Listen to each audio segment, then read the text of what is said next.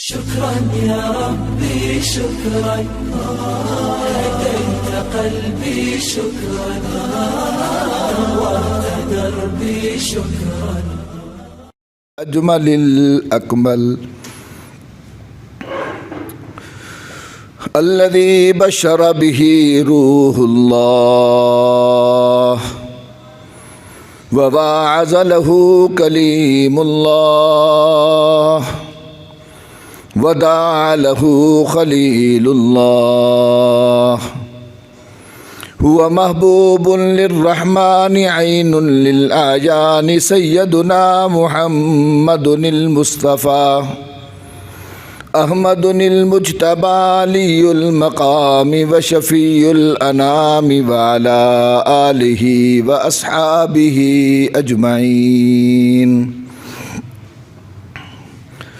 أما بعد فأعوذ بالله من الشيطان الرجيم بسم الله الرحمن الرحيم إنا أعطيناك الكوثر فصل لربك وانحر إن شانئك هو الأبتر صدق الله مولانا العظيم وبلغنا رسوله النبي الكريم وعلى ما قال ربنا من الشاهدين والشاكرين والحمد لله رب العالمين اللهم صل على محمد وعلى آل محمد كما صليت على إبراهيم وعلى آل إبراهيم إنك حميد مجيد اللهم بارك على محمد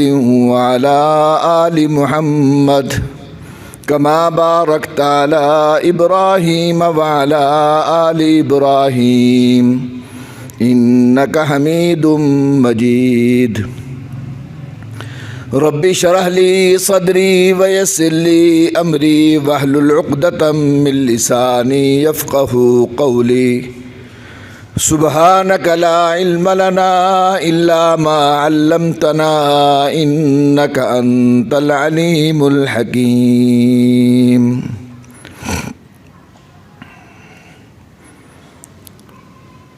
قابل صد احترام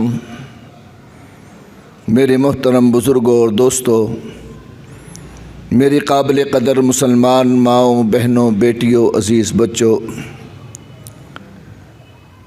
ماہ ربیع الاول کی مناسبت سے آقا نامدار سرکار دو عالم صلی اللہ علیہ وسلم کی سیرت طیبہ کا تذکرہ ترتیب سے چل رہا ہے۔ گزشتہ جمعہ جس موضوع کی میں نے ابتدا کی تھی، اس موضوع میں یہ سمجھایا گیا تھا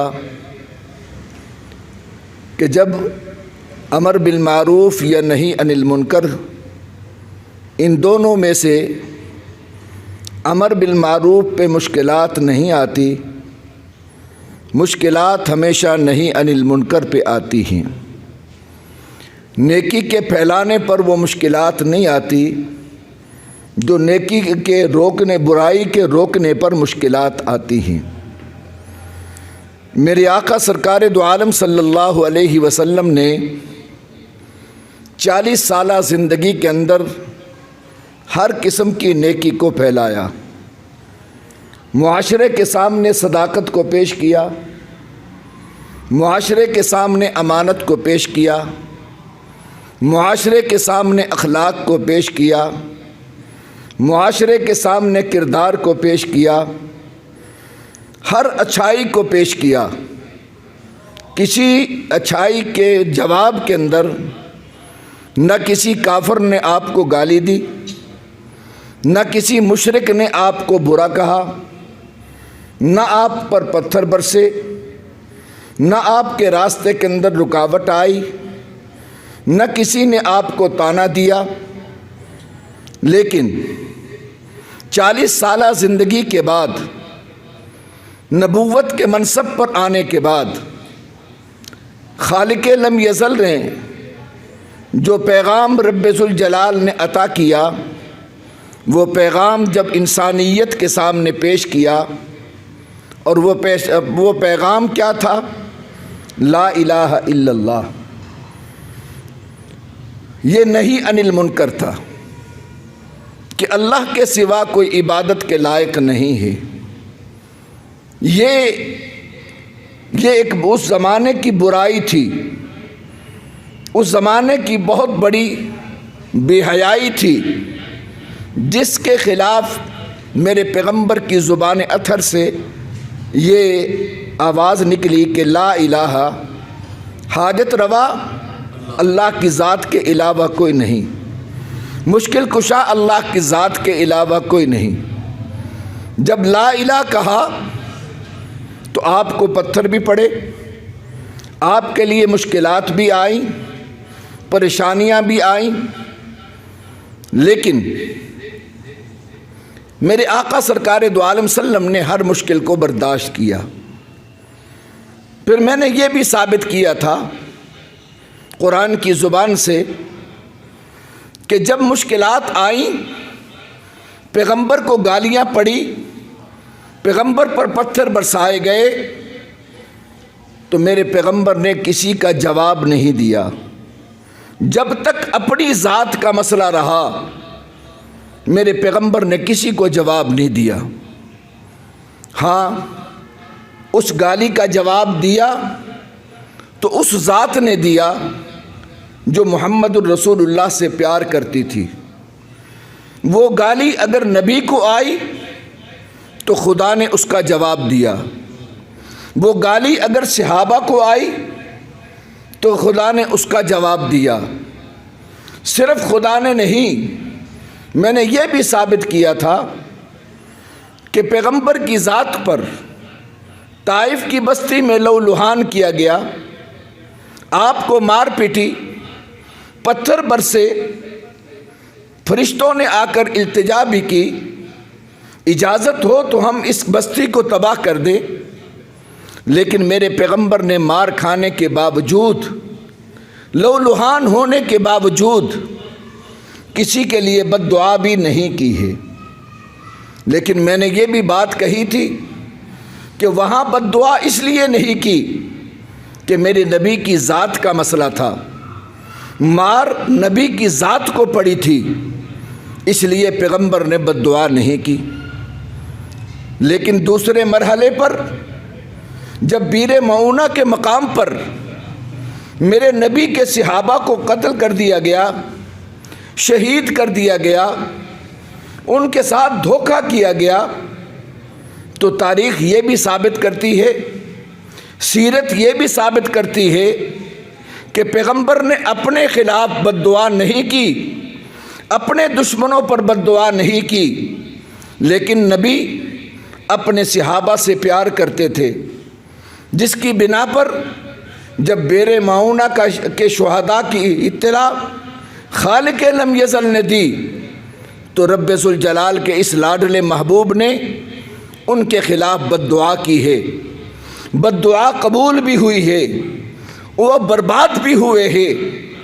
تو میں نے بتایا تھا کہ محبت کا تقاضا یہ ہے کہ محبت اس کا نام نہیں ہے کہ انسان یہ کہے کہ جی آج میری ذات کے خلاف کوئی بولے تو یقیناً مجھے خاموش رہنا چاہیے، جواب دینے کا حق نہیں ہے، لیکن اگر میرے سامنے اس ذات کے خلاف بولا جائے جس سے میں محبت کرتا ہوں، جس سے میں پیار کرتا ہوں، تو یہاں پر پیار کا تقاضا یہ ہے کہ جس سے محبت کی جاتی ہے اس کے خلاف کوئی بات نہیں سنی جاتی۔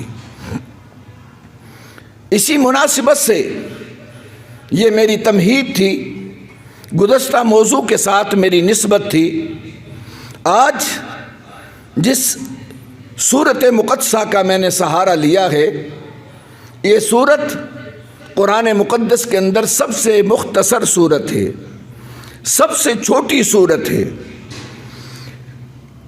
اس سورت کے اندر بھی میرے پیغمبر کی سیرت کا ایک منظر پیش کیا گیا ہے، اور وہی منظر ہے جو میں نے گزشتہ جمعے پیش کیا تھا یہاں بھی میرے پیغمبر کو برا کہا گیا، میرے پیغمبر کو ایک گالی دی گئی، یہاں بھی میرے پیغمبر نے کوئی جواب نہیں دیا،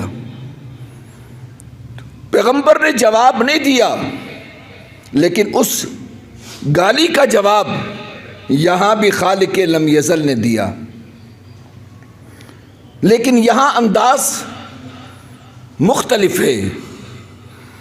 ہوا یہ، اس صورت کا شان نزول یہ ہے، میرے آقا سرکار دو عالم صلی اللہ علیہ وسلم کی ذات اطہر، آپ کا ایک بیٹا پیدا ہوا جس کا نام قاسم تھا، پھر عبداللہ پیدا ہوا، یکے بعد دیگرے میرے پیغمبر کے بیٹے پیدا ہوتے رہے اور اللہ کو پیارے ہوتے رہے۔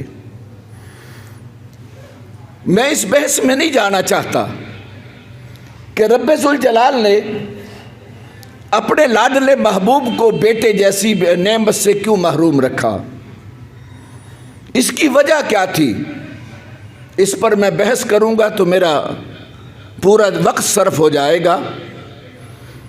کچھ حکمتیں ہیں میرے رب کی۔ جب میرے آقا بچپن میں تھے، جتنے سہارے تھے ایک ایک کر کے اٹھا لیے گئے۔ باپ پیدائش سے پہلے اٹھ گئے، تھوڑے سے بڑے ہوئے تو ماں کا سایہ اٹھ گیا، پھر تھوڑے سے بڑے ہوئے تو دادے کا سہارا اٹھ گیا، اسی طرح کرتے کراتے پھر آخر کے اندر جوانی کی دہلیز پر پہنچے تو دو سہارے دیے گئے، ایک چچا کا تھا، ایک خدیجہ کا تھا۔ ایک موڑ پر آ کر ان دونوں سہاروں کو بھی اٹھا لیا گیا، اور جب یہ دونوں سہارے اٹھے میرے پیغمبر کو غم پہنچا، اور اتنا غم پہنچا کہ اس سال کو میرے پیغمبر نے عام الحزن کے نام سے تعبیر کیا کہ غم کا سال ہے۔ یہ سہارے کیوں اٹھائے گئے؟ اس لیے کہ بچپن میں جو دو سہارے تھے ان کو رب ذوالجلال نے اٹھا کر بتا دیا۔ میرے پیغمبر کی تربیت کی جا رہی تھی۔ فطرتاً انسان کچھ چیزوں سے مجبور ہوتا ہے، جیسا بھی ہو اس کے مشکلات میں اس کی زبان سے باپ کا لفظ نکلتا ہے، ماں کا لفظ نکلتا ہے۔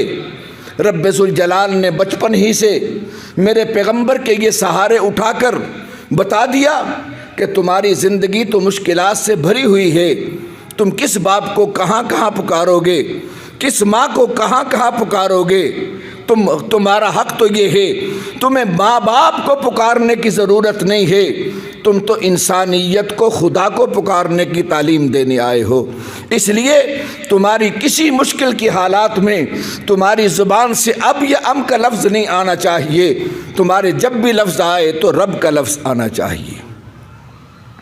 اسی طرح جیسے یہ ایک تربیت کا نتیجہ تھا، اسی طرح میرے پیغمبر کی اولاد کو اٹھا لیا گیا۔ علماء نے لکھا ہے کہ اس کی وجہ کیا تھی۔ اس کا مختصر وجہ یہ بتائی گئی کہ میرے پیغمبر کی اولاد، نرینہ اولاد کو اٹھا لیا گیا۔ وجہ کیا تھی کہ آپ ختم نبوت کا تاج پہن کر آئے تھے، آپ کے بعد کوئی نبی نہیں آنا تھا، اور وراثت کے موڑ پر کوئی نہ کوئی یہ کہہ سکتا تھا اگر بیٹا ہوتا تو میں وارث ہوں، تو میں بھی نبوت کا حقدار ہوں، اس لیے آپ کی نرینہ اولاد کو اٹھا لیا گیا۔ مسلمان بھائی، جب میرے پیغمبر کے نرینہ اولاد ختم ہوئی، وہ فوت ہو گئی، تو کافروں نے آپ کو تانا دیا۔ عاص بن وائل یہ ایک کافر تھا، اس کے سامنے میرے نبی کا تذکرہ ہوا۔ جب تذکرہ ہوا اس نے کہا چھوڑو اس کو، وہ تو بطیرہ محمد یا ابتر محمد، یہ دونوں لفظ آئے ہیں۔ فرمایا کہ وہ تو اس کا تو نام و نشان مٹ چکا ہے، وہ تو کٹی ہوئی درخت کی جڑ کی طرح ہے، اس کو کوئی پوچھنے والا نہیں ہے، اس کی تو نرینہ اولاد نہیں رہی ہے۔ یہ لفظ استعمال کیا گیا۔ مسلمان بھائی، جب یہ لفظ تانا دیا گیا یہ بھی بات عرض کرتا چلو، حق والوں کی یہ وراثت ہوتی ہے، حق والے ہمیشہ تان و تشریح کے حقدار ہوتے ہیں۔ تانا جب ملتا ہے حق والوں کو ملتا ہے، نہیں انل منکر کے پیکروں کو ملتا ہے۔ تانا جب ملتا ہے سچ والوں کو ملتا ہے، برے لوگوں کو کوئی تانا نہیں دیتا۔ آج کا زمانہ تو اللہ ہمیں معاف کر دے، آج کل کے زمانے کے اندر تو صحیح صورت شکل نیکی کی صورت بھی ہمارے ہاں اس وقت عیب بنی ہوئی ہے، تانا بنی ہوئی ہے۔ اور آج یہ زمانہ تو اتنا بگڑ چکا ہے، حالات تو اتنے بگڑ چکے ہیں، ہماری حالت اتنی ابتر ہو چکی ہے کہ بے حیائی کرنے والا، فحاشی کرنے والا اپنے آپ پر فخر کرتا ہے اور نیکی کرنے والا اپنے آپ کو چھپاتا پھرتا ہے۔ آج وہ لوگ جو بے حیائی کے پیکر تھے، ان لوگوں کا حالات دیکھو، وہ دنیا کے معاشرے کے اندر ان کو اعزاز دیے جاتے ہیں، ان کو ایوارڈ دیے جاتے ہیں، بے حیائی پھیلانے کے ایوارڈ دیے جاتے ہیں، ان کو دنیا کے بہترین انسان ثابت کیا جاتا ہے۔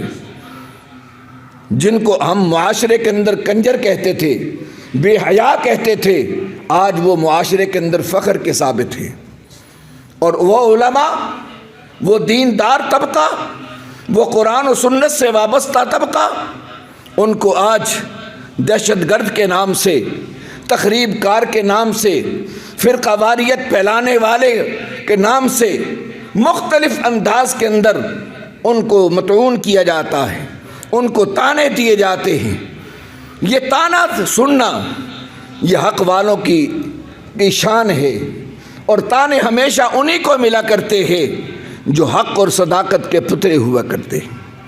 میرے پیغمبر کی ذات کو بھی یہ تانا دیا گیا، اور یہ تانا سن کر میرے بھائی حقیقت یہی ہے، یہ موڑ میرے نبی کی ذات پر کئی مرتبہ آئے، اور ان موڑوں کے آنے پر میرے پیغمبر پریشان ہو گئے۔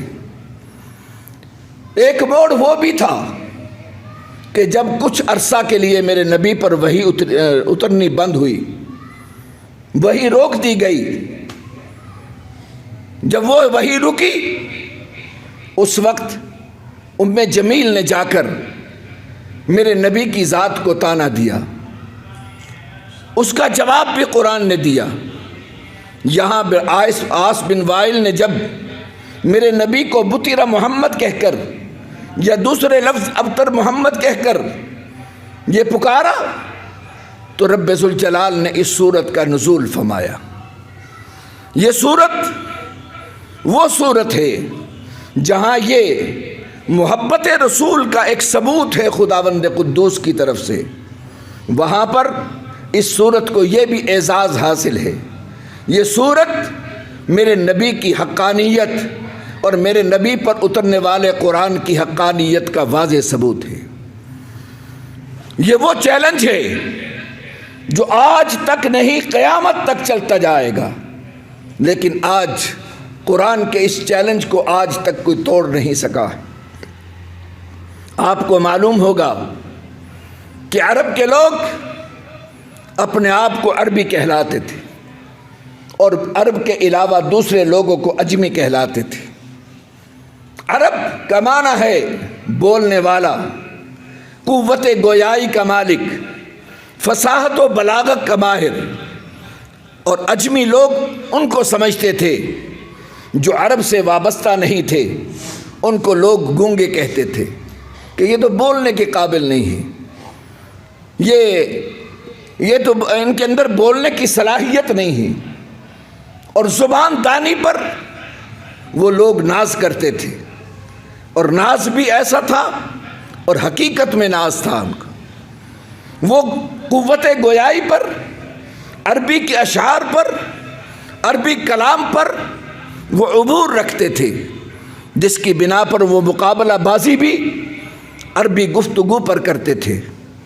وہ ایک شاعر کوئی کلام بنا کر بیت اللہ سے لٹکا دیا کرتا تھا، اور اعلان کرتا تھا کہ لاؤ ایسا کلام پیش کرو، لیکن جس کا اس کے بعد اس کے مقابلہ شروع ہو جاتا تھا، کوئی اور اچھا کلام پیش کرتا تھا وہ بھی لٹکا دیتا تھا۔ وہاں پر فیصلے ہوتے تھے کہ اگر دوبارہ آنے والا کلام بہتر ہوتا تھا پہلے کو اتار لیا جاتا تھا۔ یہی ترتیب چل رہی تھی۔ اسی انداز میں، اسی حالات میں جب قرآن کا نزول شروع ہوا، میرے آقا سرکار دو عالم صلی اللہ علیہ وسلم نے اسی سورہ کوثر کو حضرت علی رضی اللہ تعالیٰ عنہ سے ارشاد فرمایا، علی یہ چھوٹی سی قرآن کی صورتیں ہیں، اس صورت کو لکھ کر بیت اللہ سے لٹکا دو اور دنیا کو چیلنج دے دو کہ اگر تم عرب دان ہو، اگر تمہیں فصاحت و بلاغت پر ناز ہے تو لاؤ ایسا کوئی کلام بنا کے پیش کرو۔ حضرت تاریخ میں لکھا ہے اس وقت 7 کلام بیت اللہ سے لٹکے ہوئے تھے جن کی کوئی نظیر نہیں مل رہی تھی۔ آج بھی وہ کلام دینی مدارس میں سبع معلقہ کے نام سے پڑھائے جاتے، وہ کلام وہاں پہ لٹکے ہوئے تھے۔ سرکار دو عالم صلی اللہ علیہ وسلم کے حکم کے مطابق حضرت علی رضی اللہ تعالیٰ عنہ نے اس صورت کو لکھ کر بیت اللہ سے لٹکا دیا گیا۔ مسلمان بھائی، لیکن وہ کافر ضرور تھے، وہ مشرک ضرور تھے، لیکن ان کے ہاں انصاف ضرور تھا، وہ انصاف کو سمجھتے تھے۔ آج کل کے لوگ ہوتے تو وہ کلام کو ہی اتار کے پھینک جاتے، ان کے ہاں انصاف نہیں تھا۔ آج سچائی کو پیش کرو تو آج تو سچائی کو مانتا کوئی نہیں۔ وہ بہتر کچھ بھی تھے لیکن ان کے ہاں انصاف تھا۔ انہوں نے دیکھا کہ یہ کلام ہے تو وہاں پر بعض لوگوں نے تو وہاں پر لکھ دیا تھا واللہ ما ھذا کلام البشر، کہ یہ کسی بشر کا کلام نہیں ہے۔ یہ بات حقیقت ہے، اور قرآن نے پھر یہ چیلنج کیا تھا کہ اگر تم اس قرآن کو، اس کلام کو جھوٹا سمجھتے ہو فَأْتُوا بِسُورَةٍ مِّن مِّثْلِهِ، تو پھر لاؤ اس جیسی ایک صورت بنا کر پیش کرو۔ لیکن نہیں، آج تک یہ چیلنج چل رہا ہے۔ میں بتا یہ رہا تھا کہ یہ صورت جہاں پر میرے نبی کے طعنے کا جواب ہے، وہاں پر یہ صورت قرآن کے لیے ایک چیلنج بھی ہے جو رب ذوالجلال نے دنیا کے سامنے پیش کیا ہے کہ اگر اس کلام کو لا ریب نہیں سمجھتے، اس کلام کو اگر تم سچا نہیں مانتے تو پھر لاؤ اس جیسا کلام لا کر پیش کرو۔ یا آپ غور کیجئے، جو کلام اس کے مقابلے میں توریت بھی نہ آ سکی، انجیل بھی نہ آ سکی، زبور بھی نہ آ سکی، کوئی ایسا کلام نہ لا سکا جو قرآن مقدس جیسا کلام تھا۔ میں بتا رہا تھا کہ جب یہ طعنہ دیا گیا میرے پیغمبر مغموم ہو گئے، پریشان ہو گئے، پریشانی میں رہنے لگ گئے، تو رب ذوالجلال نے ان کا جواب دیا، نبی نے ان کو جواب نہیں دیا۔ یہ بات میں بار بار اس لیے کہہ رہا ہوں کہ کچھ لوگ بات ہمیں کہہ دیا کرتے ہیں، مولوی جی شدت کی ضرورت ہے، کیوں برا کہتے ہو کسی کو، جبکہ میرے نبی نے جواب نہیں دیا ہے۔ میں کہوں گا کہ نبی کا جواب نہ دینا یہ نبی کا کمال ہے، اور ہمارا اپنے نبی کے خلاف بولنے والا، اپنے قرآن کے خلاف بولنے والا، اپنے دین کے خلاف بولنے والے کو جواب نہ دینا یہ ہمارا کمال نہیں ہوگا، یہ ہماری بے غیرتی ہوگی۔ ہمیں بولنے کا حق ہے۔ کیوں؟ اور یہ میں نے گزشتہ جو میں بھی پیش کیا کہ ہم اگر قرآن سے محبت کرتے ہیں، اگر ہم اپنے دین سے محبت کرتے ہیں، اپنے نبی سے پیار کرتے ہیں، اپنے نبی کے صحابہ سے پیار کرتے ہیں، تو پھر محبت کا تقاضا یہ ہے کہ ان کا جواب دینا یہ میری محبت کا تقاضا ہے۔ اور میں نے اس کا جواب دیا کہ خدا بولا ہے، عرش پر بیٹھ کر بولا ہے، دنیا نے میرے اور جب ابو لہب نے کہا تبا لک یا محمد، میرا نبی نہیں بولے، قرآن خدا بولا ہے، تبت یدا ابی لہب و تب، خدا نے جواب دیا ہے۔ نبی کا نہ جواب دینا یہ نبی کا کمال تھا، اور نبی کے کو برا کہنے والے کا جواب دینا یہ میرے رب کی سنت ہے، سنت اللہ ہے۔ یہاں بھی انہوں نے کہا بطیرہ محمد، گالی دی میرے نبی کی ذات کو، میرے نبی نہیں بولے، رب ذوالجلال بولے انا اعطیناک الکوثر۔ میرے محبوب آپ پریشان کیوں ہو گئے؟ ان تانوں سے پریشان کیوں ہو گئے؟ میرے بھائی، رب ذوالجلال نے حوصلہ دیا ہے، اور یہ قرآن نبی کی زندگی میرے اور آپ کے لیے نمونہ ہے۔ حق والے دین والوں کو اس سے سبق سیکھنا چاہیے۔ اگر تمہاری داڑھی کو دیکھ کر، تمہارے لباس کو دیکھ کر، تمہاری شکل و صورت کو دیکھ کر، تمہارے انداز کو دیکھ کر، تمہارے کردار کو دیکھ کر، تمہاری نظروں کو نیچا ہوتے دیکھ کر، تمہارے شلوار اونچی ہونے کو دیکھ کر اگر کوئی تانا دے دیتا ہے تو اس تانوں پہ پریشان نہیں ہونا چاہیے، بلکہ حوصلہ ہمیں رب ذوالجلال نے دیا ہے۔ میرے محبوب کو بھی حوصلہ خدا نے دیا ہے، اور حق والوں کو حوصلہ خدا ہی دیتا ہے۔ فرمایا کہ یہ تانے کیوں، پریشان کیوں ہو گئے؟ انا اعطیناک الکوثر۔ محبوب تو پریشان کیوں ہو گیا؟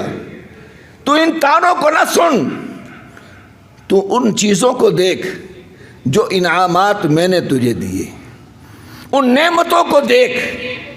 ہمیں کیا سبق دی ملا کہ کسی کے تانوں کو نہ دیکھا کرو، اللہ کی نعمتوں کو دیکھا کرو جو خدا نے تمہیں نعمت عطا کی ہے۔ آج ہم اپنی شکل و صورت پر پریشان ہو جاتے ہیں۔ کوئی کہتا ہے لو جی داڑھی والے دیکھو، دیکھو جی اونچی ستھنا والے دیکھو، پریشان ہو جاتے ہیں۔ نا، من یرید اللہ بہ خیرا یفقہہ فی الدین۔ آپ یہ نعمت دیکھو کہ میرے پیغمبر نے ارشاد فرمایا کہ جب کسی سے اللہ راضی ہوتا ہے، جب اللہ کسی سے بھلائی کا ارادہ کرتا ہے، جب خدا کسی سے نظر شفقت سے دیکھتا ہے تو اس کو کیا دیتا ہے؟ قارون کی دولت نہیں دیتا، فرعون کی سلطنت نہیں دیتا۔ من یرید اللہ بہ خیرا یفقہہ فی الدین، ان کو دین کی سمجھ بوجھ عطا کرتے۔ یہ ہے میرے نبی کا ارشاد۔ تم یہ نعمت کیوں نہیں سمجھتے؟ ہمارے دل کے اندر یہ نعمت کیوں نہیں آتی؟ اللہ تیرا شکر ہے کہ تو نے ہمیں دین سے وابستہ کیا ہے، تو نے ہمیں وہ چیز عطا کی ہے جو چیز تو دنیا والوں کو نہیں دے رہا، دشمنوں کو نہیں دے رہا۔ میرے پیغمبر کا ارشاد ہے کہ اگر مجھے اپنے بندوں کے بہک جانے کے، گمراہ ہو جانے کا خدشہ نہ ہوتا تو میں دنیا کے کافروں کو اتنی دولت دیتا کہ ان کے چھتیں اور سیڑھیاں بھی سونے اور چاندی کی بن جاتی۔ معلوم ہوا کہ رب ذوالجلال کے ہاں دنیا کے دولت کی کوئی اہمیت نہیں ہے، اہمیت ہے تو صرف دین کی اہمیت ہے۔ آج لیکن ہماری ایک گندی عادت بن گئی، اتنی بڑی بڑی نعمتیں ملنے کے باوجود ہم اس پر خدا کا شکر ادا نہیں کرتے۔ خدا کا شکر ادا کرنا چاہیے۔ ہم گھبرا جاتے، ہم پریشان ہو جاتے، تان و تشنی پر پریشان ہو جاتے۔ سب سے بڑی چیز قرآن نے جو ہمیں کہا، قالوا ربنا اللہ ثم استقاموا، تم کہو گے اللہ ہمارا رب ہے، پھر اس پر ڈٹ جاؤ، پھر دنیا کے تانے تمہیں گمراہ نہ کر سکے، پھر دنیا کی مشکلات تمہیں گمراہ نہ کر سکے۔ استقامت اتنی ہونی چاہیے کہ ہر چیز کو جوتے کی نوک پر ٹھکرا دینا چاہیے۔ مسلمان بھائی، میرے پیغمبر کو تسلی دی گئی، انا اعطیناک الکوثر۔ میرے محبوب پریشان کیوں ہو گیا؟ ہم نے تمہیں کوثر عطا کی۔ اللہ اکبر، ذرا غور تو کیجئے، رب ذوالجلال نے جیسے وہ ذات بے مثال ہے، جیسے اس ذات کا کلام بھی بے مثال ہے، جملہ ارشاد فرمایا تو وہ جملہ جو انتہائی اہمیت کا مالک تھا۔ اب کوثر کیا، آپ دنیا کی ڈکشنریاں اٹھا لو، دنیا عربی زبان اٹھا لو، اردو اٹھا لو، انگلش اٹھا لو، فارسی اٹھا لو، تمہیں کوثر کا متبادل کوئی لفظ تمہیں نہیں دنیا میں ملے گا۔ یہ جملہ ایک ایسا ہے، اتنی عظیم جملہ رب ذوالجلال نے ارشاد فرمایا۔ عربی زبان کے اندر اس کے 26 معنی آتے ہیں، کوثر کے 26 معنی عربی زبان لغت کے اندر اس کے معنی ہیں۔ اتنا جامع لفظ میرے پیغمبر نے ارشاد میرے پیغمبر کی ذات کو رب ذوالجلال نے پیش کیا۔ فما انا اعطیناک الکوثر، محبوب ہم نے تمہیں کوثر عطا کی ہے۔ میں اس تفصیل میں نہیں جانا چاہتا، میں 26 وہ الفاظ ہی اگر پیش کروں تو میرا وقت سارا ہی صرف ہو جائے گا۔ میں مختصراً، علماء نے لکھا ہے کہ کوثر کا معنی انسان کی نعمتیں دو قسم کی ہوتی ہیں، ایک نعمت ہے دنیا کی اور ایک نعمت ہے آخرت کی۔ کچھ نعمتیں رب ذوالجلال دنیا میں دیتے ہیں اور کچھ نعمتیں آخرت میں دیتے ہیں۔ ہم کسی سے خوش ہوتے ہیں تو ہم کہتے ہیں اللہ تمہیں دنیا اور آخرت میں راضی کر دے، گویا دنیا کی نعمتیں بھی دے دے اور آخرت کی نعمتیں بھی دے دے۔ تو کچھ نعمتیں دنیاوی ہیں اور کچھ نعمتیں اخروی ہیں۔ علماء نے لکھا ہے کہ دنیاوی نعمتوں کے اندر اس کوثر کا معنی کیا ہے۔ سب سے پہلے فرمایا کہ کوثر کا معنی نبوت بھی ہے، کہ ہم نے محبوب تو پریشان ہو گیا، ہم نے تجھ کو نبوت ہی نہیں دی بلکہ ختم نبوت کا تاج پہنایا، انبیاء کا سردار بنایا۔ یہ اعزاز کتنا بڑا ہے کہ 1,24,000 کم و بیش انبیاء، جن کے لیے میں اس تفصیل میں کیا جاؤں، ختم نبوت کا تاج پہنا۔ رب ذوالجلال نے ابھی دنیا کے اندر انبیاء کو نہیں بھیجا، ابھی عالم ارواح کے اندر ہے۔ عالم ارواح کے اندر ہی جہاں رب ذوالجلال نے اپنی ربوبیت کا اعلان کروایا، وہاں اپنے محبوب کی نبوت کا اعلان بھی کروایا۔ دنیا کی جتنی مخلوقات تھی، ساری مخلوقات کو رب ذوالجلال نے جمع کر کے پوچھا الستو بربکم، کیا میں تمہارا رب ہوں؟ سب نے بیک زبان کہا۔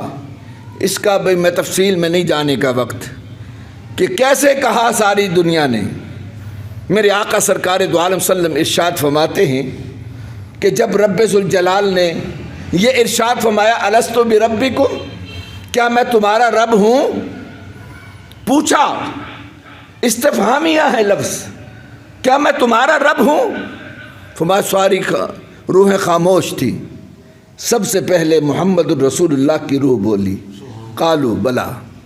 میرے پیغمبر کی روح نے کہا بلا، میرے نبی نے روح نے جب یہ کہا بلا، پیغمبر کے تعارف کروانے پر پھر ساری کائنات کی روحیں بول کر کہا قالو بلا، سب نے کہا۔ مسلمان بھائی یہاں بھی مجھے کہنے دیجئے، تعارف کروانے والی اب خدا کی مخلوق میں محمد کی روح تھی، محمد رسول اللہ کی ذات تھی۔ جب رب پروردگار عالم نے ساری مخلوقات سے اعتراف کروا لیا، پھر پروردگار عالم نے ایک اور اجلاس بلایا۔ یہ اجلاس خاص تھا، عام نہیں تھا۔ وہ اجلاس 1,24,000 انبیاء کی روحیں تھیں، ان کو جمع کیا۔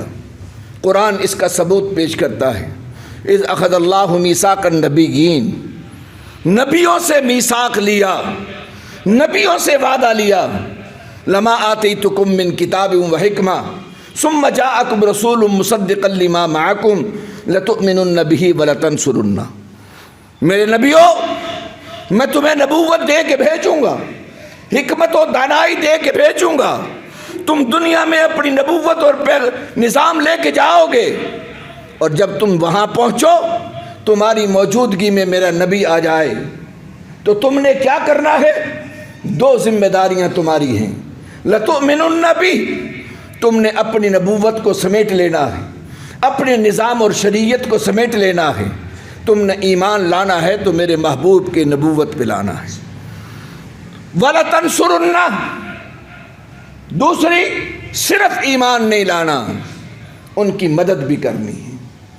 مسلمان بھائی، رب ذوالجلال نے انبیاء سے کہا کہ تم نے ایمان لانا ہے، جب تم شریعتیں لے کے وہاں پہنچو، تم نظام لے کے وہاں پہنچو، تمہارے پاس توریت بھی ہو، انجیل بھی ہو، زبور بھی ہو، صحائف موسیٰ بھی ہو، صحائف ابراہیم بھی ہو، لیکن تم نے سب کو سمیٹ لینا ہے۔ صرف اس وقت میرے نبی کے آنے کے بعد کسی کی شریعت نہیں چل سکتی۔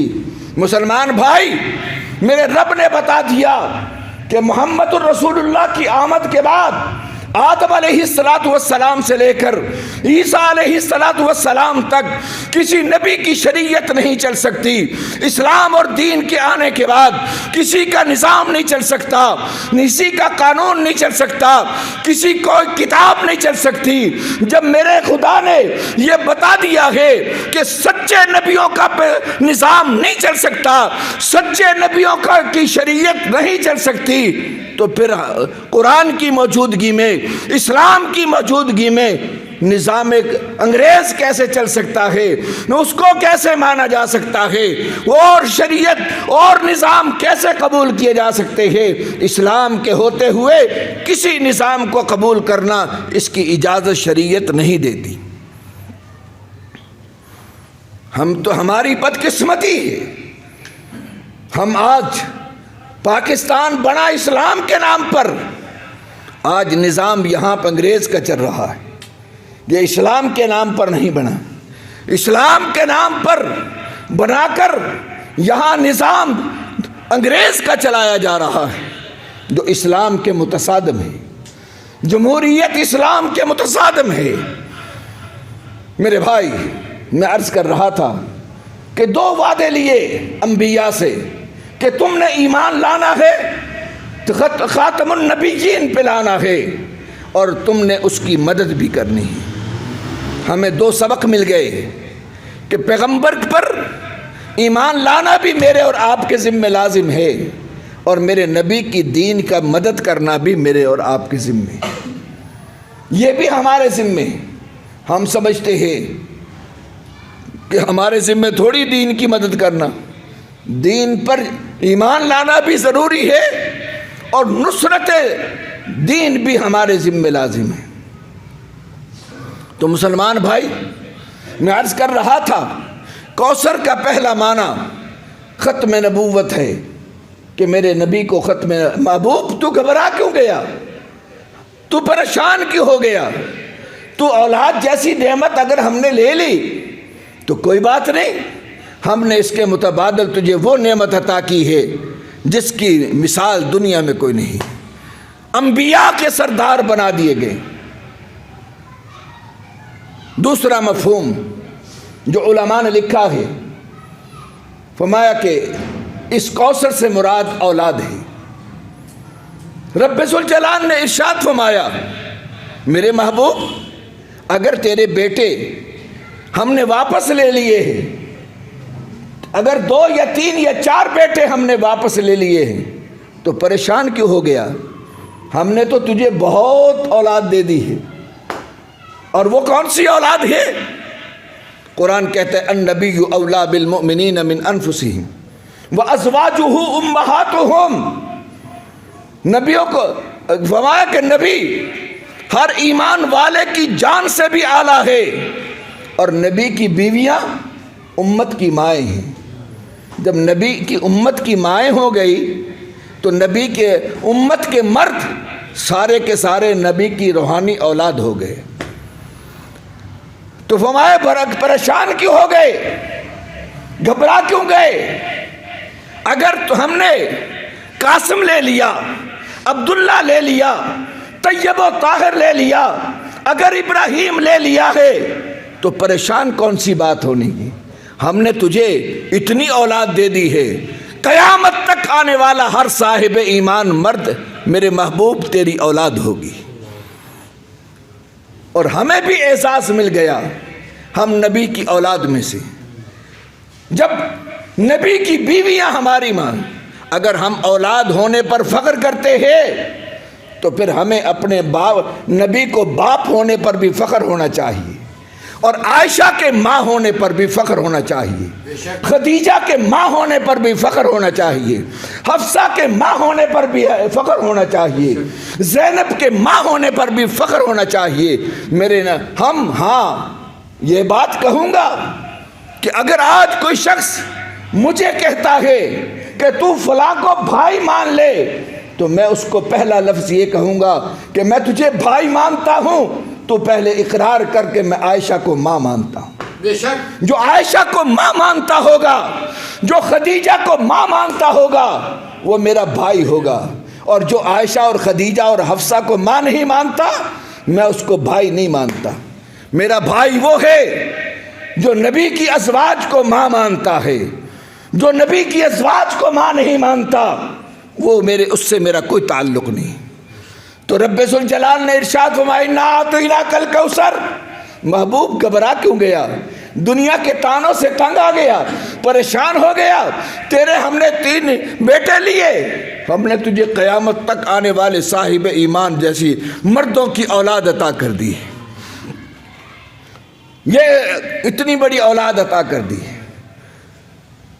تیسرا معنی علماء نے لکھا ہے کہ کوثر کا تیسرا معنی کیا ہے؟ فرمایا حکمت و دانائی ہے۔ فرمایا کہ ہم نے تجھے ایسی حکمت و دانائی عطا کی ہے، یہ بھی ایک نعمت ہے، میں اس تفصیل میں اب نہیں جانا چاہتا۔ ایک چوتھا معنی یہ بھی علماء نے کہا ہے کہ اس کوثر سے مراد قرآن ہے، قرآن ہے۔ فرمایا کہ یہ قرآن ایک ایسی نعمت میرے محبوب تجھے عطا کی ہے۔ اب اس نعمت کا انداز آپ خود کیجئے۔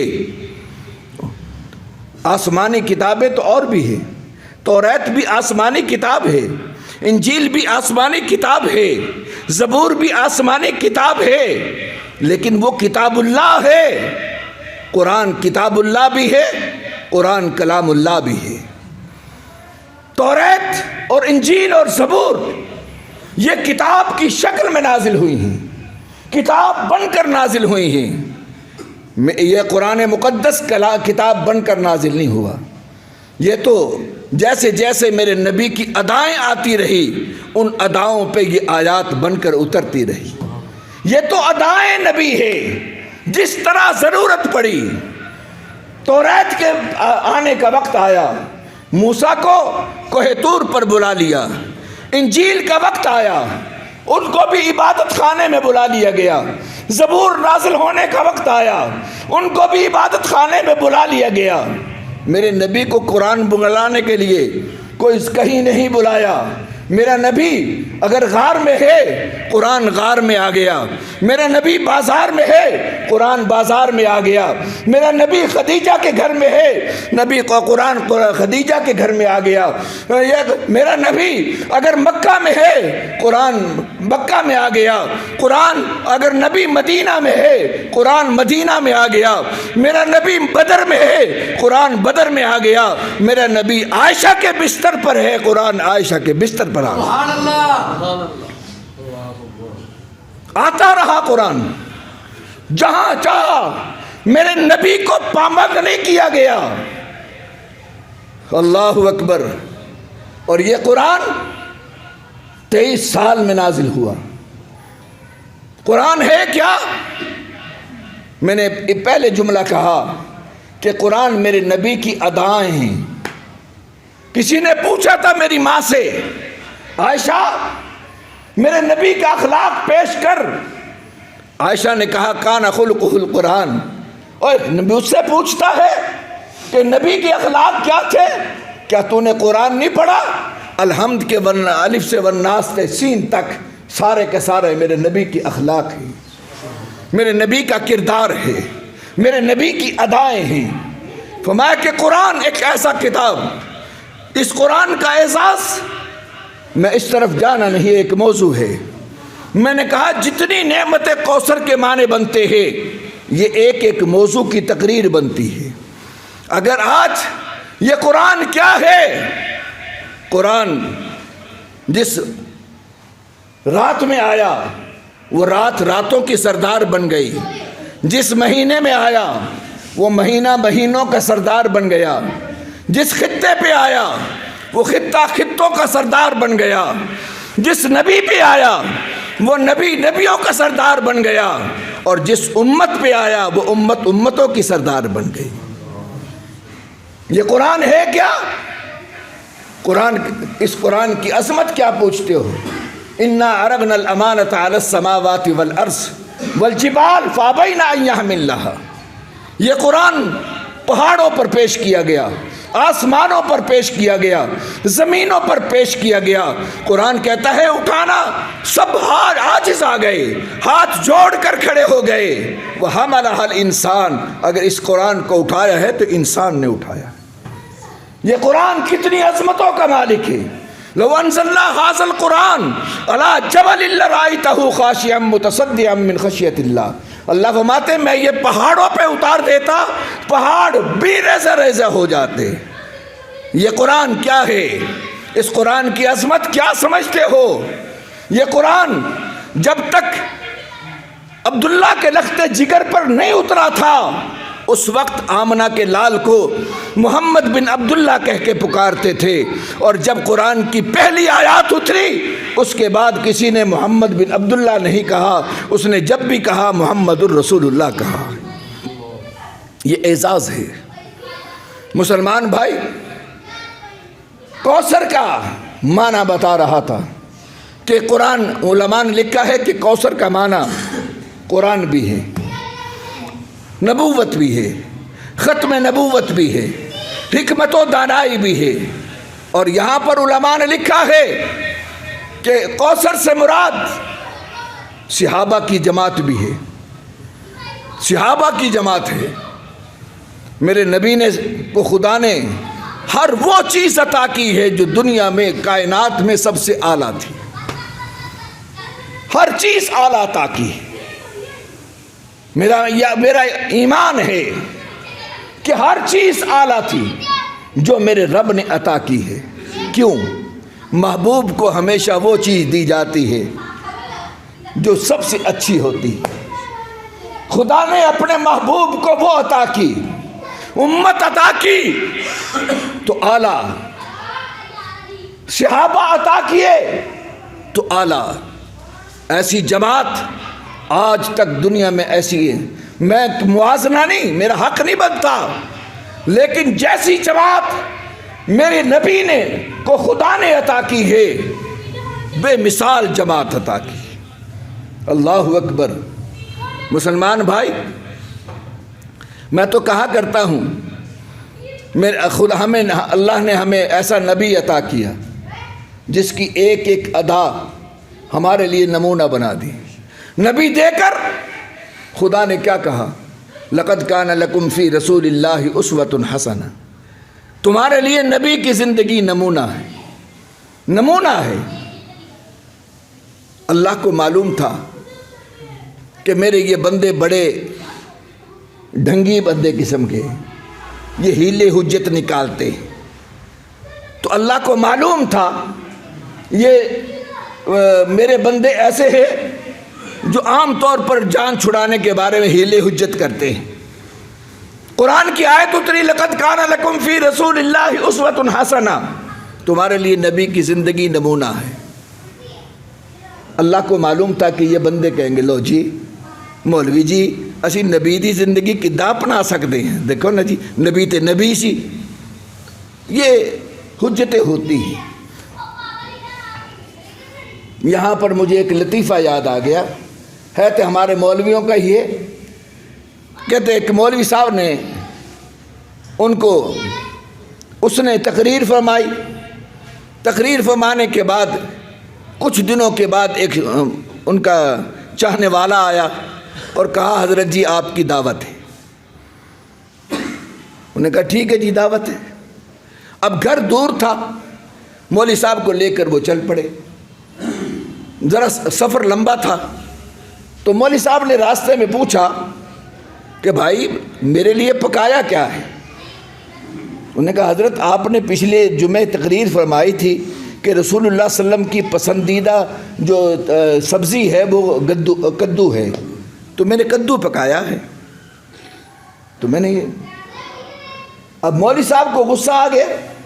اب لڑتا تو کیسے لڑتا؟ انہوں نے کہا ظالم تو کتنا بد نصیب ہے, تو کتنا غلط آدمی ہے, تو مجھے نبی سے ملا رہا ہے.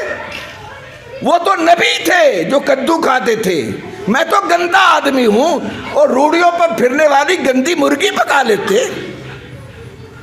تو حجت ہی ہے نا, تو یہ حجت بنانے کی عادت ہوتی. تو مسلمان بھائی اللہ کو معلوم تھا کہ میرے بندے حجتیں نکالیں گے. لو جی ہم نبی کی زندگی کیسے اپنائے؟ اللہ اکبر. پروردگار عالم نے میرے نبی کو وہ جماعت عطا کی جو حقیقت میں محمد کے رنگ میں رنگی ہوئی تھی, جنہوں نے نبی کی اداؤں کو اپنا کے دنیا کے سامنے پیش کیا. ایسا ادا پیش کیا کہ پیغمبر نے پوچھا, پیغمبر نے ارشاد فرمایا کہ پہلی امتوں کے اندر 72 فرقے ہوں گے اور میری امت کے اندر 73 فرقے ہوں گے. فرمایا 72 کے 72 جہنمی ہوں گے اور صرف ایک جنتی ہوگا.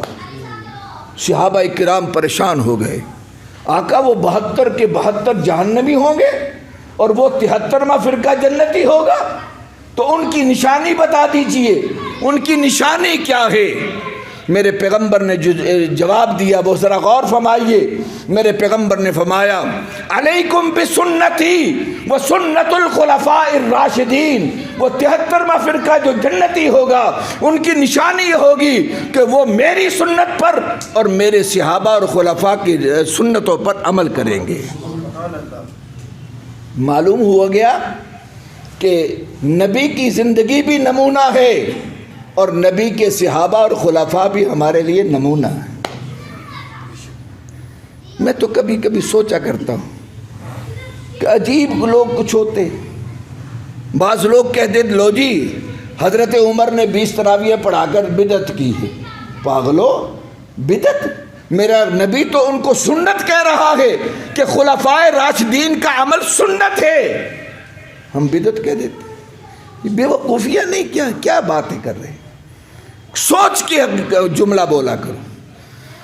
میں عرض کر رہا تھا کوثر سے مراد میرے علماء نے لکھا ہے کہ صحابہ کی جماعت ہے. ایسے جانثار پیش کیے, ایسے وفادار پیش کیے. خدا کی قسم آج موضوع نہیں ہے, میں اس طرف جانا نہیں چاہتا. انشاءاللہ زندگی نے ساتھ دیا تو میں آئندہ جمعے یہ بات پیش کروں گا کہ وہ کیسے وفادار تھے, ان کا کردار کیا تھا, ان کی زندگیاں کیا تھی, وہ ان کی وفاداریاں کیسی تھی. یہ انشاءاللہ یہ موضوع آئندہ جمعہ کے لیے رکھ لیجئے. میں عرض کر رہا تھا کہ کوثر کا معنی صحابہ کی جماعت ہے کہ بے مثال شاگرد پیش کیے, بے مثال مرید پیش کیے, بے مثال امتی پیش کیے, میں بے مثال صحابی پیش کیے. ایسی جماعت جن کے کردار کو دیکھ کر, جن کے اخلاق کو دیکھ کر, جن کی زندگیوں کو دیکھ کر دنیا کی زندگیاں بدل گئی. مسلمان بھائی, کوثر کا اگلا معنی جو علماء نے لکھا ہے یہ بھی بات کہہ دیجئے. الحمدللہ علماء نے لکھا ہے کہ کوثر کا یہ معنی بھی لکھا ہے فرما کہ یہ امت کے علماء اور صاحب علم لوگ جو ہیں وہ بھی مراد ہیں اس سے.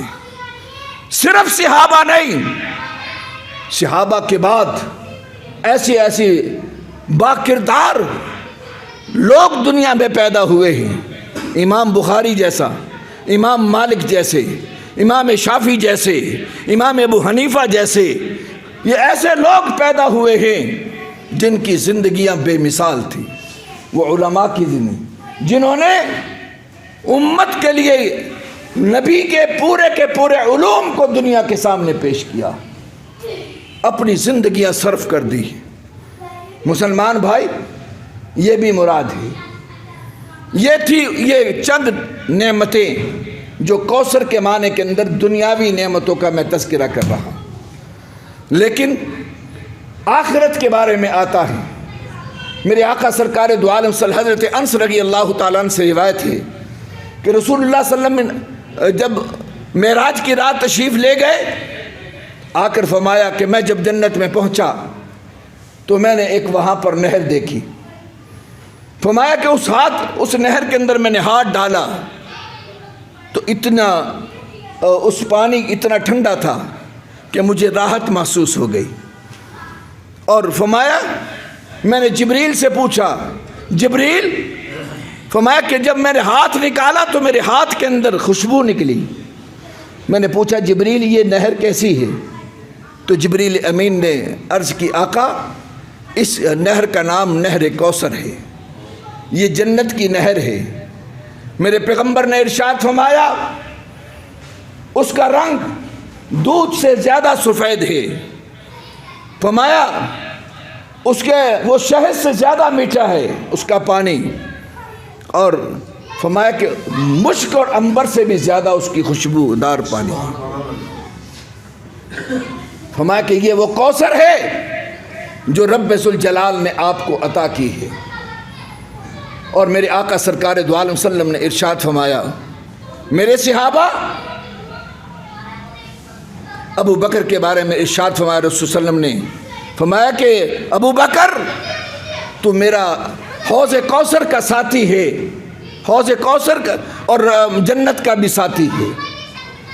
یہ حوض کوثر وہاں ہوگا، یہ کوثر وہ نہر ہے، اور یہ اعزاز صرف میرے آقا سرکار دو عالم صلی اللہ علیہ وسلم کو حاصل ہے۔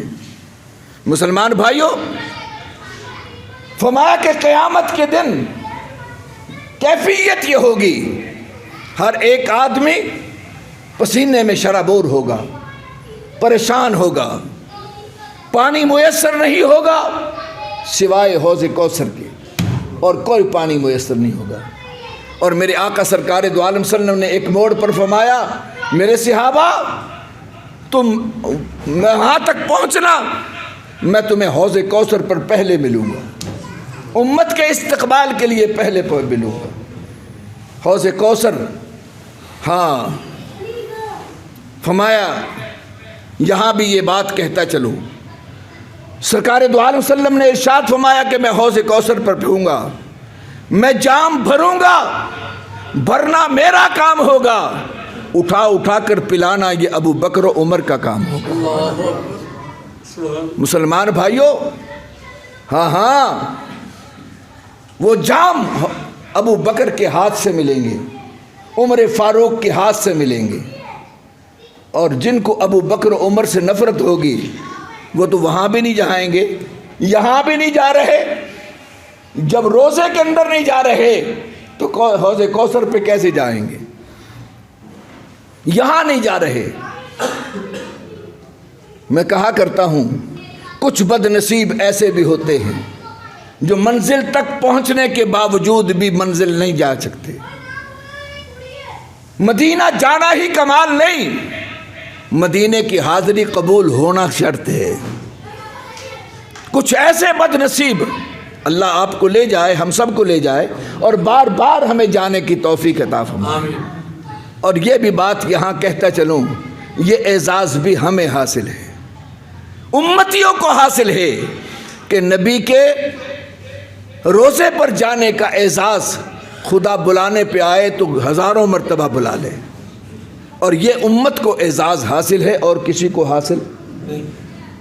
آپ کہیں گے وہ کیا؟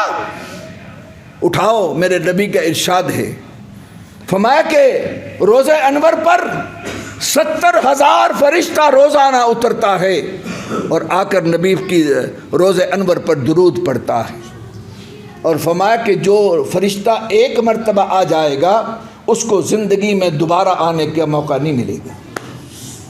یہ میرے اور آپ کے لیے اعزاز ہے۔ ہمارے اندر طلب ہوئی، ہمارے اندر تڑپ ہوئی، انشاءاللہ خدا جب چاہے گا، لیکن بلاتا ان کو ہے جن کے اندر طلب ہوتی، انہی کو خدا لے جاتا ہے۔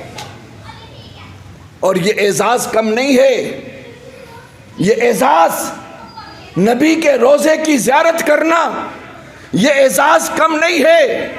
رسول اللہ صلی اللہ علیہ وسلم نے ارشاد فرمایا کہ جس نے میرے روضے کی زیارت کی سمجھو اس نے میری زیارت کی۔ یہاں مسلمان بھائیوں، میرے پیغمبر کو حوض کوثر عطا کیا گیا اور سرکار دو عالم صلی اللہ علیہ وسلم ارشاد فرماتے ہیں کہ فرمایا کہ وہاں میں حوض کوثر تقسیم کروں گا، لیکن دو بدقسمت گروہ ایسے ہوں گے جو کہ میرے اس حوض کوثر پر آ نہیں سکیں گے۔ دو بدنصیب گروہ ایسے ہوں گے، ایک خود نہیں آئے گا گروہ اور ایک کو آنے میں روک دیا جائے گا۔ صحابہ نے پوچھا آقا وہ کون ہوں گے؟ فرمایا جو خود نہیں آئیں گے وہ میرے صحابہ کے دشمن ہوں گے، وہ ابو بکر و عمر کو دیکھ کر آئیں گے نہیں، ان کو تو روکنے کی ضرورت ہی نہیں ہوگی۔ فرمایا آقا پھر دوسرا کون ہوگا؟ فرمایا کہ دوسرے وہ ہوں گے جن کو روک دیا جائے گا۔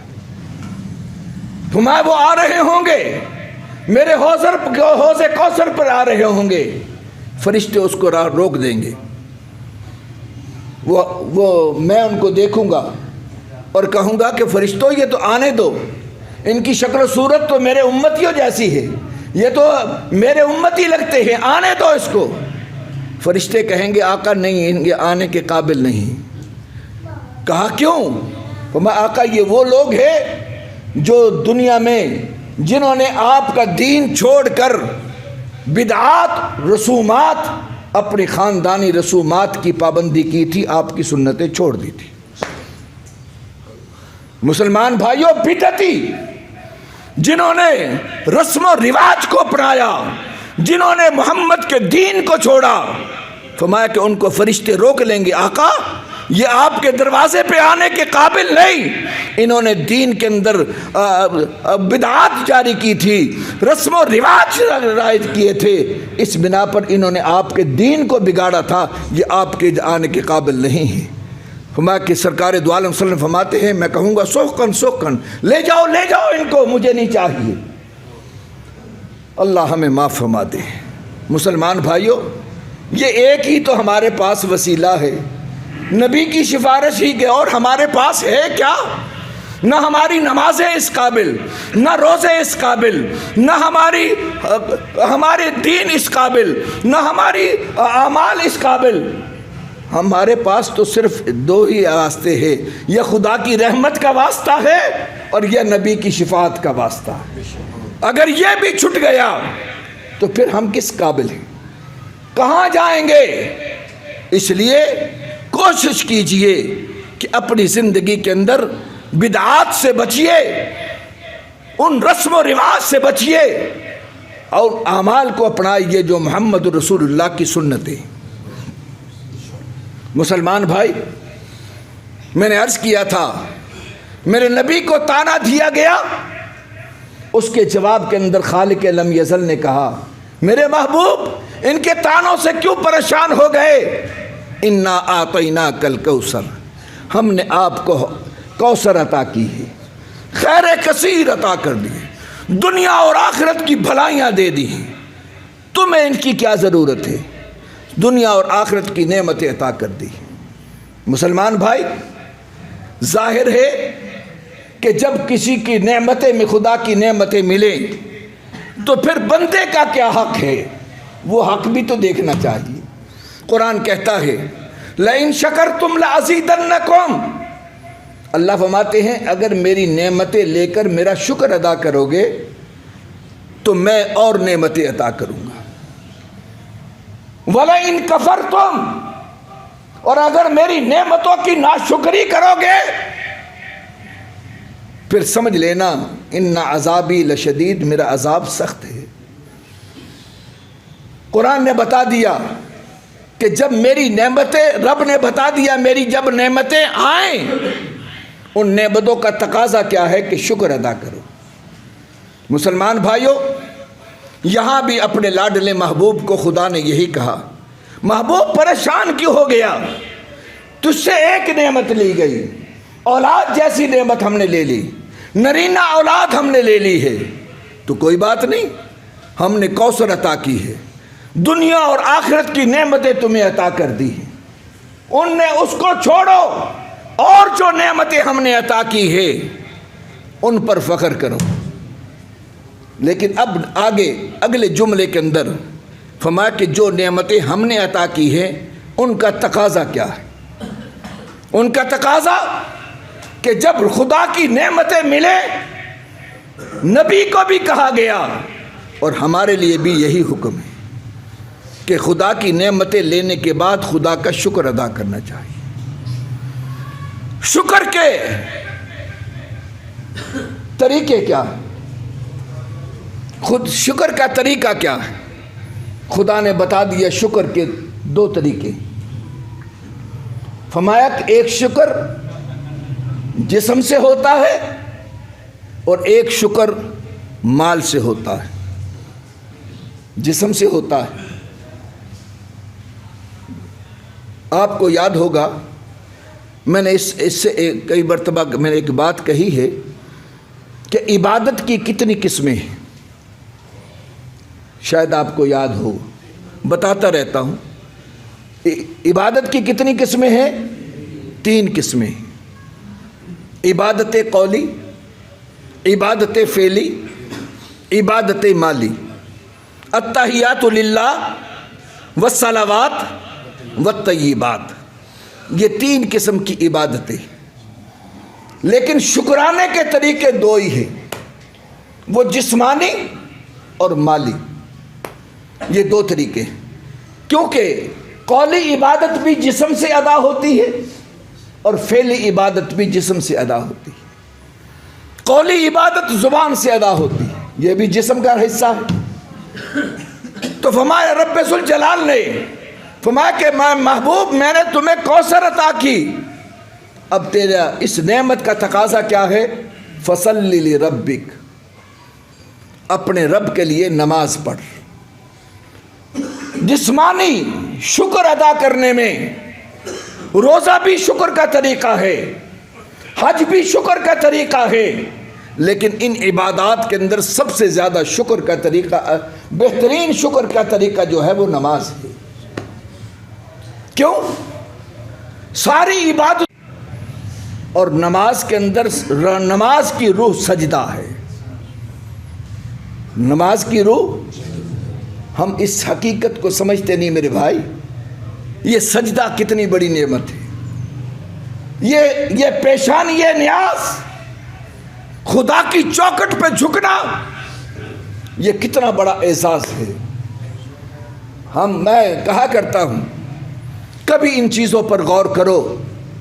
اللہ نے تو ہزاروں مخلوقات پیدا کی ہے، کچھ جنگلی ہیں، کچھ پانی کی مخلوقات ہیں، کچھ ہواؤں میں اڑنے والے ہیں، کچھ زمین پہ چلنے والے ہیں، بڑی مخلوقات ہیں، لیکن ہر مخلوق کو اللہ رزق دیتا ہے۔ وَمَا مِن دَابَّةٍ فِي الْأَرْضِ، جو زمین پہ چلتا ہے، رینگتا ہے، اللہ فرماتے ان کے رزق کی ذمہ داری میرے ذمہ ہے۔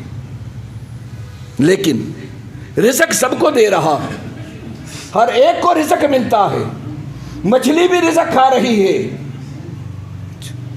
جنگلی درندے، شیر اور چیتے بھی رزق کھا رہے ہیں، پرندے بھی رزق کھا رہے ہیں، گائے اور بھینس بھی رزق کھا رہی ہے، ساری مخلوقات کو اٹھا لو، سارے رزق کھا رہے ہیں، لیکن مسلمان بھائیوں ساری رزق استعمال کرتے ہیں، ان کے کھانے کا انداز کچھ اور ہے اور انسان کے کھانے کا انداز کچھ اور ہے۔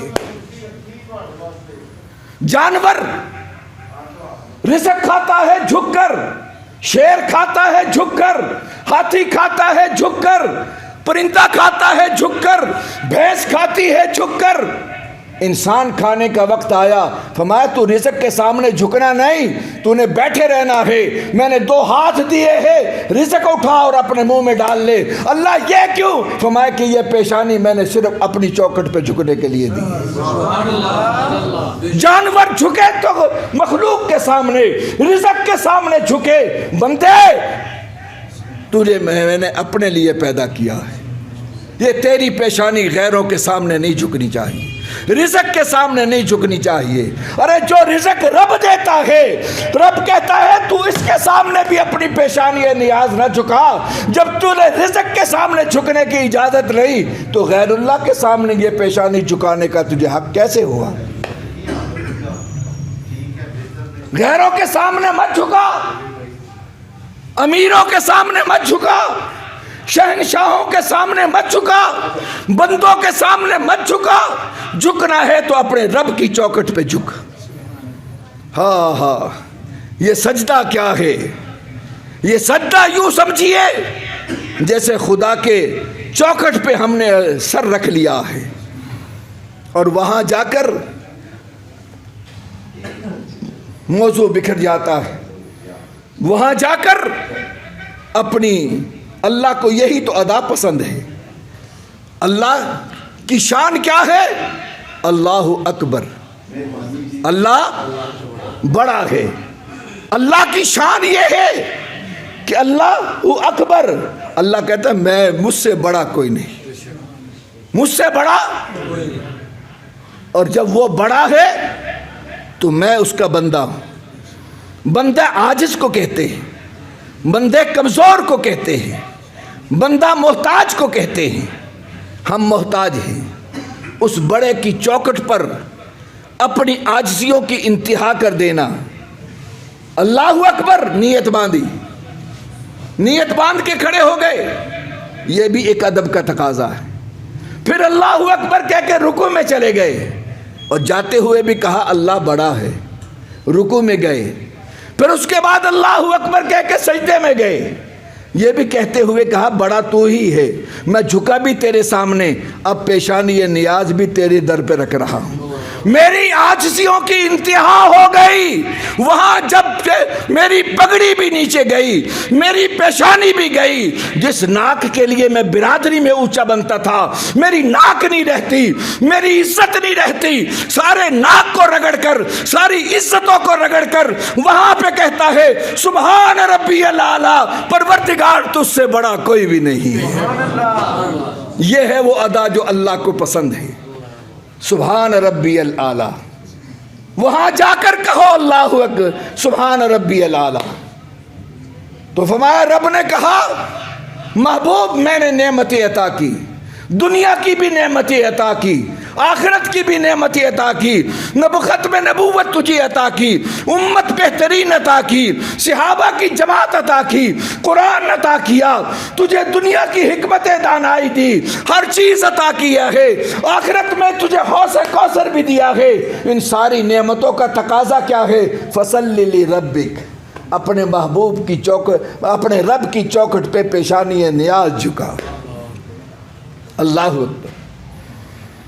مانگنے کا طریقہ میرے نبی نے سکھایا، جاؤ جا کر محمد الرسول اللہ کی ذات اطہر، جو خالق کائنات کے لاڈلے محبوب بھی ہے، جو مقصود کائنات بھی ہے، جو خدا کے محبوب بھی ہے، سب کچھ ہونے کے باوجود جاؤ بیت اللہ میں سر جھکا کے اللہ کی بڑائی کا اعلان کر رہے ہیں۔ بدر میں ساری رات میرے نبی نے پیشانی نیاز جھکائی اور کیا کہا؟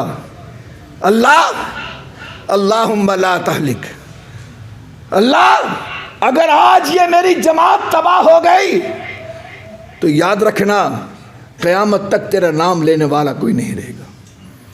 مسلمان بھائیوں، خدا سے مانگنے کا میرے آقا نے ہمیں طریقہ بتایا۔ بدر کے میدان میں پیشانی نیاز جھکا کر میرے آقا اتنے روئے، اتنے روئے۔ ہاں ہاں، اس کو کہتے ہیں رونا۔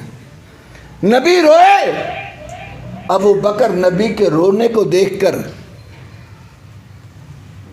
بےتاب ہو گئے، بے چین ہو گئے، برداشت نہ کر سکے، جا کے نبوت کو سجدے کی حالت میں چمٹ کر کہا آقا بس کیجئے، مجھے یقین ہو گیا کہ آپ خدا کی نصرت آ گئی ہے۔ ہائے ہائے، نبی کے مانگنے کو دیکھ کر ابو بکر کو یقین ہو گیا کہ خدا کی نصرت آ گئی ہے۔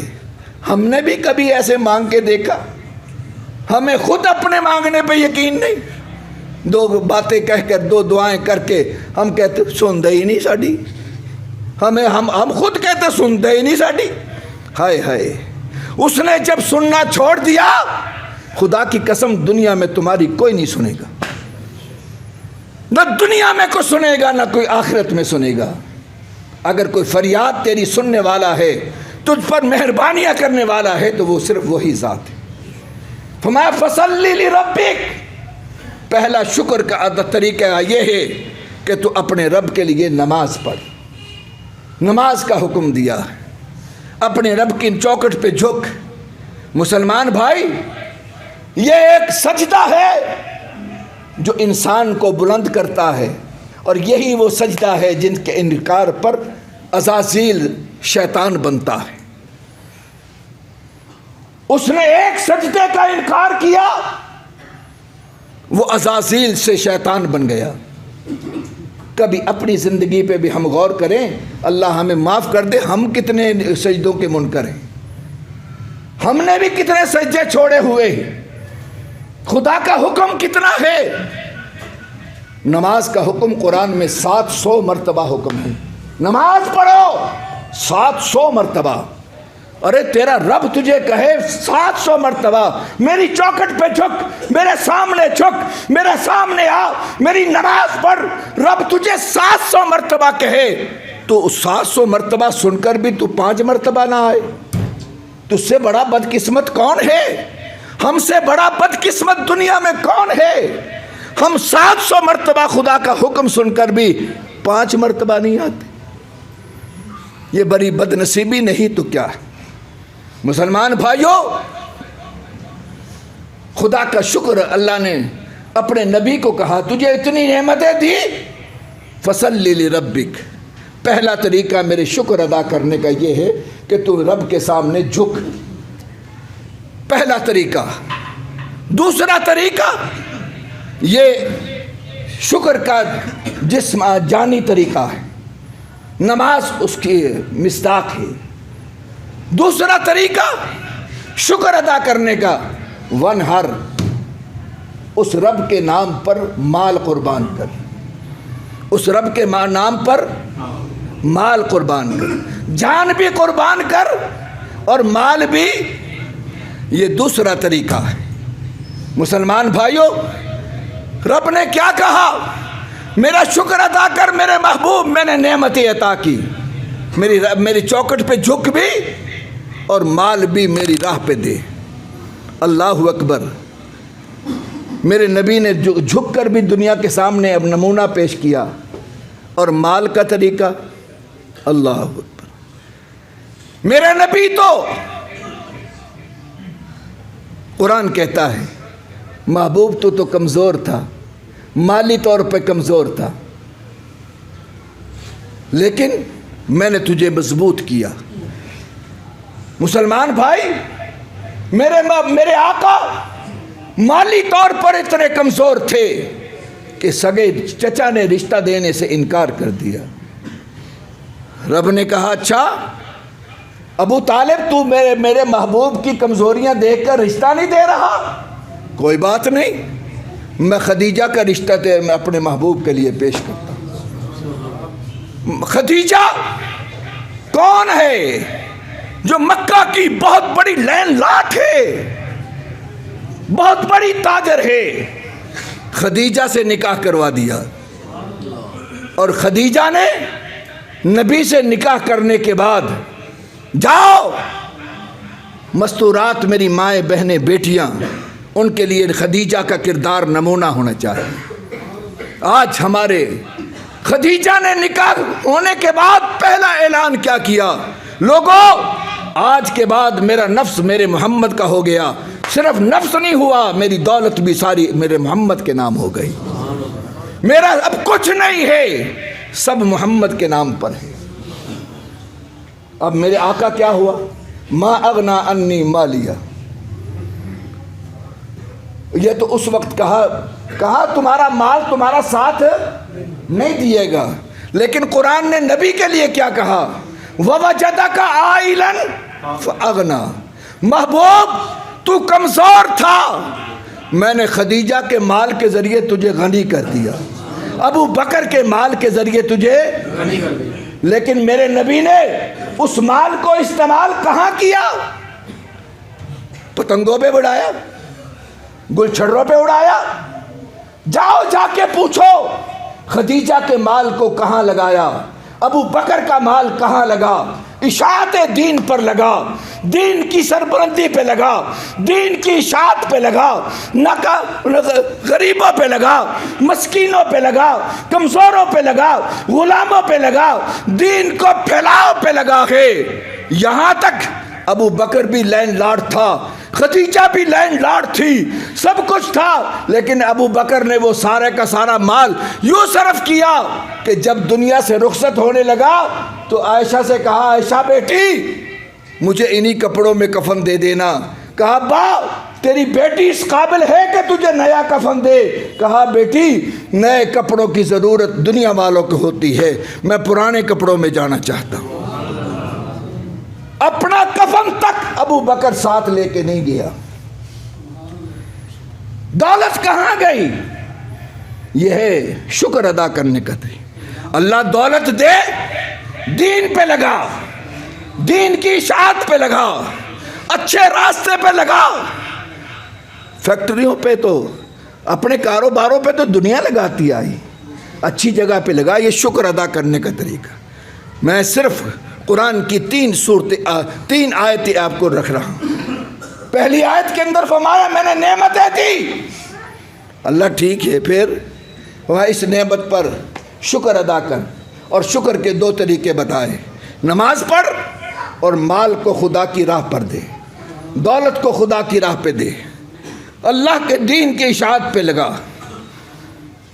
اب رہا، اب انسان کو سوچ ہے میرا وہ مخالف، میرا وہ مخالف، میرا وہ مخالف، میں وہاں کیا کروں گا، میں ان کے لیے کیا کروں گا، میں ان کے لیے کیا کروں گا۔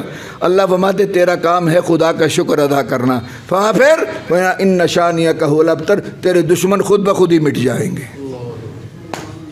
تیرا کام نعمت خدا سے لینا اور خدا کا شکر ادا کرنا، یہ تیرا کام ہے۔ تیرے دشمنوں کو مٹانا یہ میرے رب کا کام ہے۔ مسلمان بھائی، کتنا بڑا پیغام ملا۔ اللہ نے اپنے محبوب کو 3 آیات کے اندر کتنا نظام ہمیں دے دیا۔ فرمایا کہ میں کسی نعمت کے چھن جانے پر پریشان نہ ہو، ہم نے بہت سی نعمتیں تمہیں عطا کر دی ہیں، اور جب نعمتیں مل جائے پھر اللہ کا شکر ادا کرو، اور جب اللہ کا شکر ادا کرنے کے خدا کے سامنے جھکو بھی، اور دولت مال اگر اللہ نے عطا کی ہے تو اس کو دین پہ عطا کر لگاؤ۔ رہا تمہارے مخالفوں کا ڈر، فرمایا کہ وہ اللہ فرمائے خود بخود ابتر، جو کہتے تھے کہ محمد کا نام مٹ جائے گا، آج رب نے بتا دیا کہ محمد کا نام۔ اب کوئی دنیا میں آج دکھاؤ کہ کسی نے اپنے بیٹے کا نام ابو جہل رکھا ہو، ابو لہب رکھا ہو، کوئی عتبہ شیبہ رکھا ہو، بتاؤ صحیح کسی دشمن کے نام پہ رکھا ہو۔ ہاں آج تمہیں بلال مل جائیں گے، ابو بکر مل جائیں گے، عمر مل جائیں گے، عثمان مل جائیں گے، آج صہیب مل جائیں گے، آپ کا تم کو ہر ایک صحابی کے نام پہ نام ملیں گے، دشمن دین کا نام نہیں ملے گا، نام ان کا مٹ گیا نہ، اور میرے نبی کا نام زندہ ہے۔ کیوں زندہ ہے؟ اس لیے کہ انہوں نے خدا کا شکر ادا کیا۔ میرے دوستو، یہ پیغام تھا، میں یہاں پر